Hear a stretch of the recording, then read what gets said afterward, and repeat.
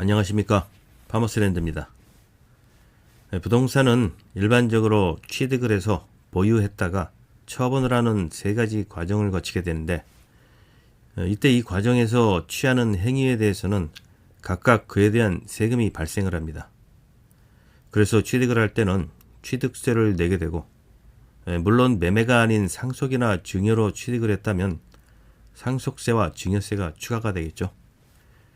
그리고 그 부동산을 보유하는 동안에는 재산세나 종합부동산세가 부과될 것이고, 마지막으로 나중에 처분을 할 때는 양도소득세를 내게 됩니다.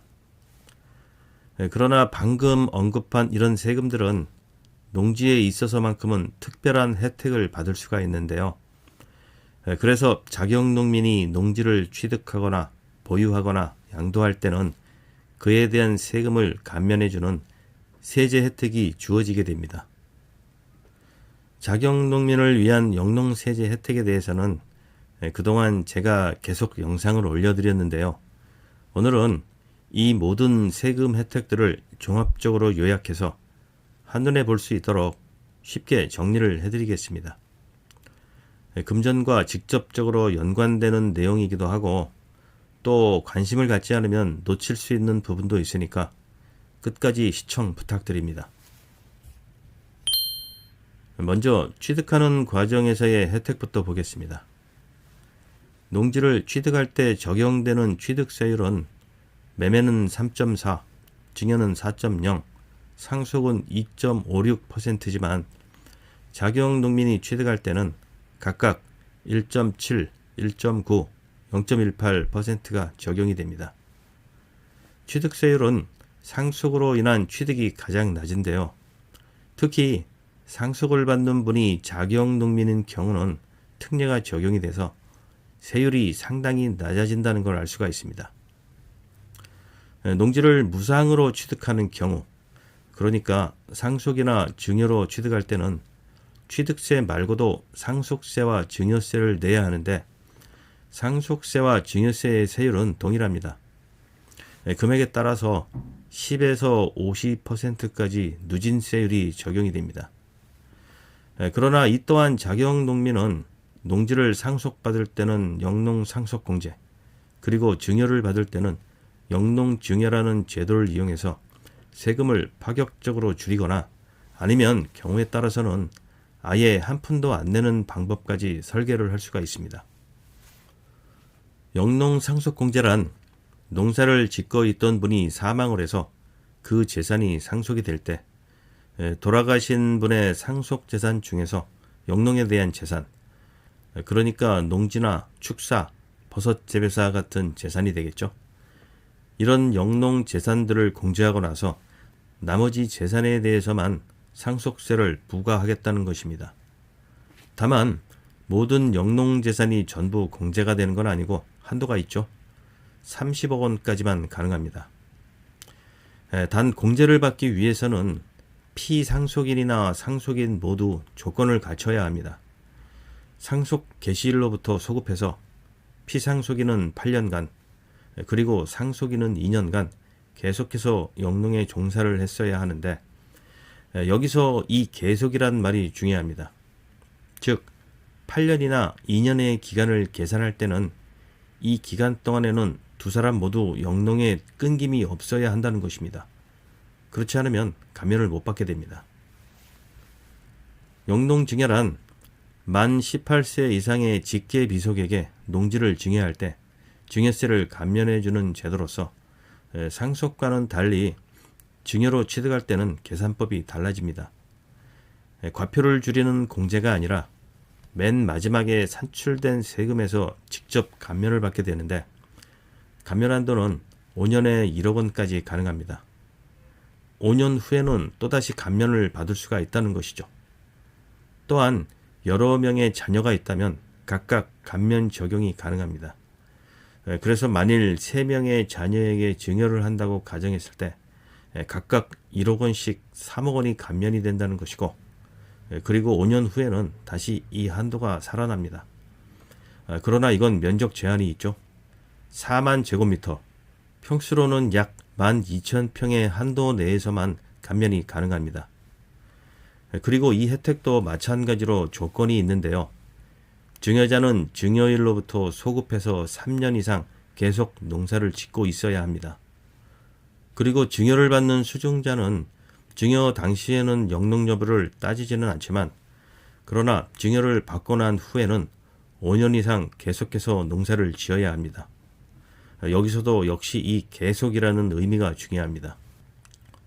이렇게 농지를 상속으로 취득하든 아니면 증여로 취득하든 나름대로 각각 절세를 할 수 있는 방법이 있으니까 당사자들의 상황에 맞게 유리한 쪽으로 설계를 할 수가 있습니다.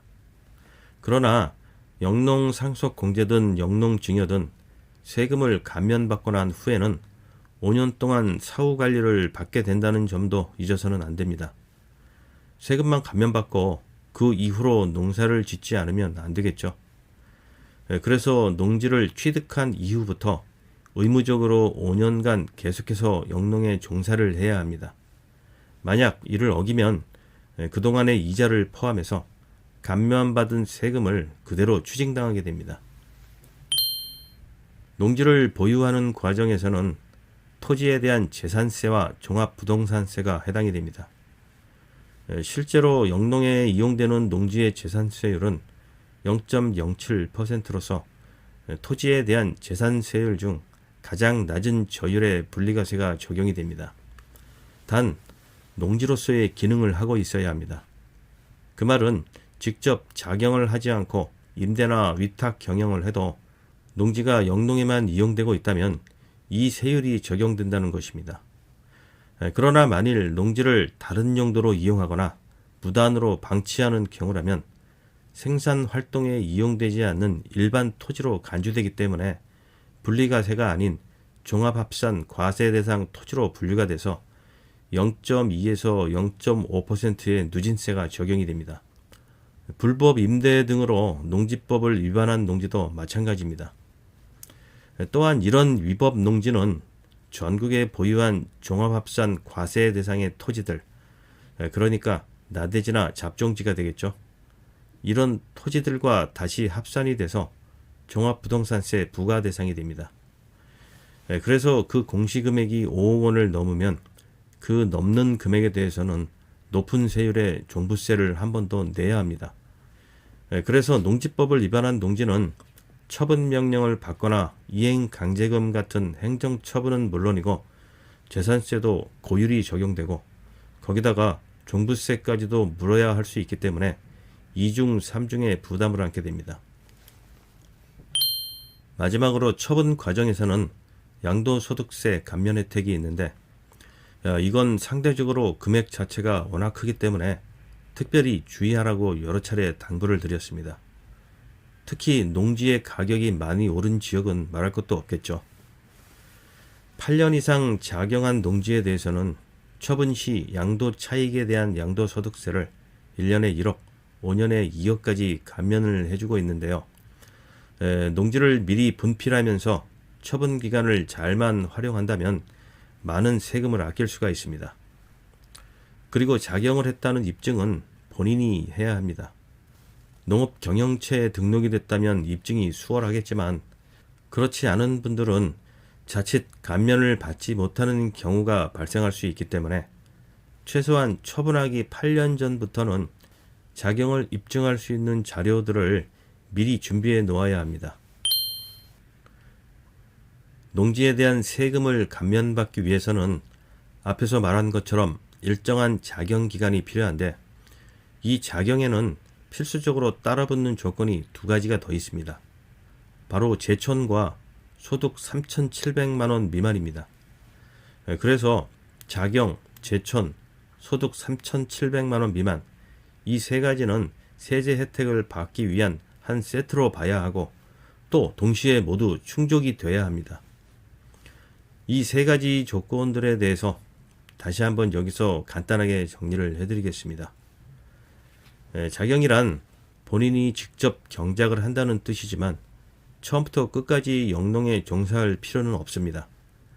농지법에 따르면 작용이란 영농에 상시 종사하거나 아니면 농작업의 2분의 1 이상을 자기의 노동력으로 경작하는 걸 말하는데 사실 이를 현실적으로 정확하게 계산하기는 불가능합니다. 따라서 전업농이 아니라면 본인의 주도하에 농작업이 이루어진다는 걸 증명을 해야 하는데, 세법에서는 이를 객관적으로 증명할 수 있는 자료들을 요구하고 있습니다. 그래서 농자재 구매에서부터 농작물의 판매, 그리고 농작업을 하기 위한 농기계 임대나 인건비 지출에 대한 영수증 같은 이런 증빙 자료들을 모아두었다가 과세 기간에 제출해서 이를 증명해야 합니다. 제촌이란 농지가 소재한 같은 시군구 또는 서로 붙어있는 시군구, 아니면 직선거리로 30km 이내에 주소를 두고 실제로 거주하는 걸 말합니다. 너무 멀리 떨어져서 살고 있다면 직접 경작을 한다는 걸 믿을 수가 없다는 것이죠. 이게 농지법과 세법의 차이점인데요. 농지법은 통작거리를 따지는데, 즉 아무리 멀리 살아도 본인이 직접 작용을 하면 인정을 해주지만, 그러나 세법에서는 이 제촌 거리를 엄격하게 따지기 때문에 실제로 작용을 한다 해도 이 거리를 벗어나면 인정을 해주지 않고 있습니다. 그리고 소득 조건도 마찬가지입니다. 농사를 지으면서 연간 소득이 3,700만 원을 넘는 사람은 진정한 농업인으로 볼 수 없다고 판단하기 때문에 역시 감면 대상에서 제외가 됩니다. 그래서 해당 기간 동안은 연 3,700만 원 미만의 소득을 유지해야 합니다. 소득이라고 해서 모든 소득이 다 포함되는 건 아니고 급여 소득하고 사업 소득만 포함이 되는데, 사업 소득 중에서는 영농으로 인한 사업 소득은 제외가 됩니다. 여기서 우리가 특별히 주의해야 할 게 있는데요. 작용, 제촌, 소득 3,700만 원 미만, 이 세 가지 조건은 각각 따로따로가 아니라 모두 동시에 갖춘 기간만을 인정을 받을 수가 있다는 것입니다. 즉 세법에서 요구하는 2년, 3년, 8년의 기간을 다 채웠다 하더라도 이 세 가지 조건을 모두 동시에 충족하지 못한다면 인정이 안 됩니다. 겹치는 기간만 인정이 된다는 것이죠. 또한 작용 기간을 따질 때는 계속적인 기간과 간헐적 합산 기간을 구분해야 합니다. 많은 분들이 여기서 착각을 하시는데, 상속세에 해당하는 영농 상속 공제는 피상속인과 상속인의 작용 기간이 각각 8년 그리고 2년 이상이어야 하는데, 제촌의 조건과 소득의 조건을 모두 갖춘 상태에서 이 기간 동안 끊김이 없이 작용을 해야 한다는 것입니다. 그렇지 않고 중간에 소득이 연 3,700만 원을 넘었다거나 아니면 멀리 주소를 옮겼다거나 이렇게 한 가지 조건이라도 빠지게 된다면 그 기간은 전부 무효가 되고 감면을 받을 수가 없기 때문에 특별히 주의를 해야 합니다. 그리고 감면을 받은 후 사후관리에 해당되는 5년의 기간도 마찬가지로 동일한 조건을 가지고 계속적으로 영농이 이어져야 합니다. 그러나 양도세 감면의 경우는 그렇지가 않죠. 앞에 세 가지 조건을 모두 충족하는 건 동일하지만, 그러나 그 기간을 따질 때는 계속적이 아니라 도중에 공백이 있다 하더라도 합산을 해서 8년 이상만 되면 가능합니다. 그러나 역시 중요한 건 이 세 가지가 동시에 충족하는 기간만 따진다는 것입니다. 네, 그럼 이제 다시 한번 정리를 하고 마무리하겠습니다. 일반인이 매매, 상속, 증여로 농지를 취득할 때는 취득세율이 각각 3.4, 4.0, 2.56%가 적용이 되지만, 취득자가 자격농민이라면 감면을 받아서 1.7, 1.9, 0.18%가 적용됩니다. 상속으로 취득하는 경우라면 영농상속공제를 이용해서 상속세를 줄일 수가 있는데, 피상속인의 재산 중 영농재산에 한해서 30억 원까지 공제를 받을 수가 있습니다. 증여로 취득하는 경우는 세금을 직접 감면해주는 영농증여라는 제도가 있어서 5년에 1억 원까지 각각의 자녀들에게 증여세가 감면이 되고 5년 후에는 한도가 다시 살아납니다. 단 면적 기준으로 4만 제곱미터까지만 가능합니다. 보유를 하는 동안에는 농지법을 위반하지 않은 농지에 한해서 0.07%의 가장 저렴한 세율이 적용됩니다. 단 농지법을 위반한 경우는 고율의 재산세와 경우에 따라서는 종부세까지도 부과될 수 있습니다. 양도소득세는 8년 이상 작용한 농지에 대해서는 1년에 1억, 5년에 2억까지 감면이 가능하고 5년 후에는 한도가 다시 살아납니다. 그리고 방금 말한 이 모든 감면에 대한 조건은 각각 세법에서 정한 작용 기간을 채워야 하는데 단순한 작용이 아닌 제촌과 소득의 조건도 동시에 갖춘 작용 기간만 인정이 됩니다. 또한 영농상속공제와 영농증여에서는 계속적인 작용 기간만 인정이 되고 양도세 감면에서의 작용 기간은 계속적이 아니고 간헐적이라도 전부 합산이 가능합니다. 이상 작용농민이 농지를 취득하고 보유하고 처분할 때 발생하는 세제 혜택들에 대해서 알아봤습니다. 오늘 영상의 내용은 이런 것들을 전체적으로 한눈에 직관하기 위함이었고 좀 더 파트별로 상세한 내용을 알고 싶으신 분들은 앞서 올려드렸던 영농세제 혜택 시리즈를 참고하시기 바랍니다. 네, 그럼 오늘 영상은 여기서 마치겠습니다. 시청해주셔서 감사합니다. 파머스랜드였습니다. 안녕히 계십시오.